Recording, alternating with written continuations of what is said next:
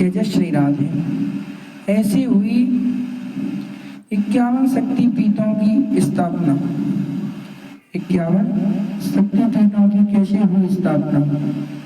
ब्रह्मा के पुत्र प्रजापति दक्ष की पुत्री सती से भगवान शिव का विवाह हुआ। कुछ समय बाद दक्ष को पूरे ब्रह्मांड का अधिपति बना दिया गया। इससे दक्ष में अभिमान आ गया। वह अपने आप को सर्वश्रेष्ठ समझने लगा। एक यज्ञ में भगवान शिव द्वारा खुद को प्रणाम ना करने पर दक्ष ने उन्हें अनेक उपशब्द कहे। दक्ष ने शिव को श्राप दिया कि उन्हें देव यज्ञ में उनका हिस्सा नहीं मिलेगा। यह सुनकर नंदी ने भी दक्ष को श्राप दिया कि जिस मुंह से वह शिव निंदा कर रहे हैं वह बकरे का हो जाएगा। आप जिस मुख से निंदा कर रहे हैं वह भी बकरे का हो जाएगा। कुछ समय बाद दक्ष ने एक भव्य यज्ञ किया।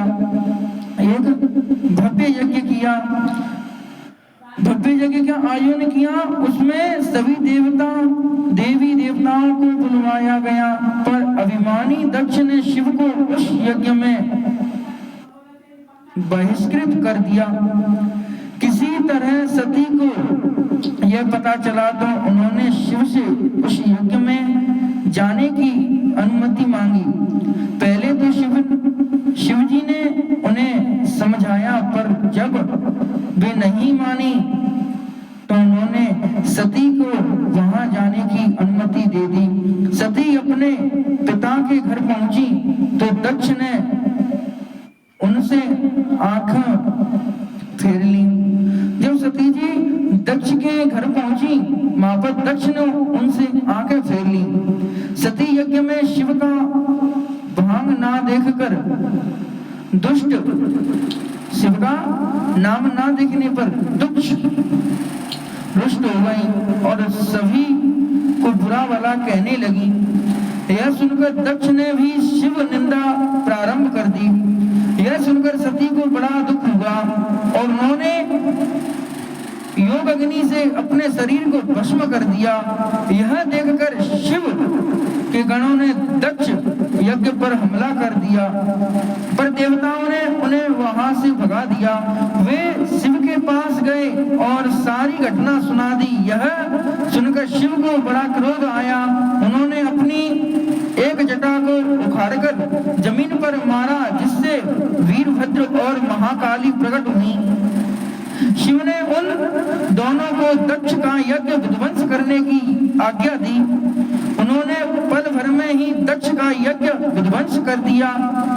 उन्होंने यज्ञ का विध्वंस कर डाला और वीरभद्र ने दक्ष का सिर काटकर उसे यज्ञ कुंड में फेंक दिया। यह देखकर देवताओं में हड़कंप मच गया और उन्हें शिव स्तुति प्रारंभ कर दी। उनकी स्तुति उन्होंने सभी को जीवन दान दे दिया और दक्ष के सिर पर बकरे का सिर लगाकर उसे भी जीवित कर दिया। बाद में शिव की अनुमति से दक्ष ने अपना यज्ञ पूरा किया। अपनी प्रिय पत्नी के शव को लेकर शिव पूरे ब्रह्मांड में घूमने लगे। उनके प्रताप से सारी सृष्टि जलने लगी। तब विष्णु ने अपने सुदर्शन चक्र से सती के शरीर के 51 टुकड़े कर दिए। ये टुकड़े जहां जहां गिरे वहां शक्तिपीठ कहलाए। वहां पर शक्तिपीठ की स्थापना हो गई। तब सती का पूरा शरीर काट कर गिरा। जहां गिरा तो भगवान बहुत दुखी हुए और कैलाश पर जाकर एकांत में समाधि में लीन हो गए। प्रभु महादेव समाधि में लीन हो गए। यह अवतार तब हुआ था जब ब्रह्मा के पुत्र दक्ष ने यज्ञ का आयोजन किया, लेकिन भगवान शिव को उसमें नहीं बुलाया, जबकि दक्ष की पुत्री सती का विवाह शिव से हुआ था। यज्ञ की बात ज्ञात होने पर सती ने भी यह चलने को कहा, लेकिन आमंत्रण के जाने से मना कर दिया। फिर भी सती जिंदा जिद करने लगी, वहीं पर चली गई। अपने पति के घर जो उन्होंने शिव का और स्वयं का अपमान अनुभव किया तो उन्होंने क्रोधित भी हुई और उन्होंने यज्ञ वेदी में कूदकर अपनी देह त्याग दी। जब भगवान शिव को यह पता हुआ तो उन्होंने क्रोध में अपने सिर को काटकर जटा उखाड़ी और उसे रोषपूर्वक पर्वत के ऊपर पटकी दी। उन्होंने पटक दिया। उस जटा के पूर्व भाग से महाभयंकर वीरभद्र प्रकट हुए। वो इस प्रकार वीरभद्र जी प्रकट हुए। शास्त्रों में भी इसका उल्लेख है। क्रोध दृष्ट कृताय स धृते जटास लिंद हिंसम त्रज कोरम पाप हरणम। अर्थात सती के प्राण त्यागने से दुखी भगवान शिव ने उग्र रूप धारण कर लिया। क्रोध में अपने होठ चबाते हुए अपनी एक जटा उखाड़ी ली, जो बिजली और आग की लपट के समान दीप्त हो गई। रहती साहस खड़े होकर उन्होंने गंभीर अट्टहास के साथ जटा को पृथ्वी पर पटक दिया। उसी से महाभयंकर वीरभद्र प्रकट हो चुके थे। भगवान शिव के वीरभद्र अवतार का हमारे जीवन में बहुत महत्व है। यह अवतार हमें संदेश देता है कि शक्ति का प्रयोग वहीं करें जहां उसका सदुपयोग हो। वीरों के दो वर्ग होते हैं, भद्र एवं अभद्र वीर। भद्र एवं अभद्र वीर।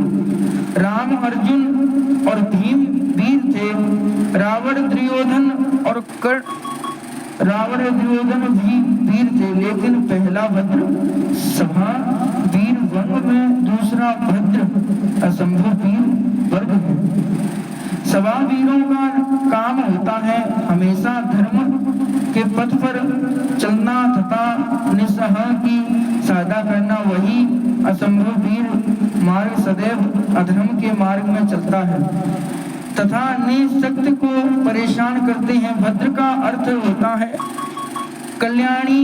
अंत वीरत के साथ भद्रा की अनुमति से अवतार से प्रवृत्त हो रही है। जय जय श्री राधे, जय जय श्री श्याम।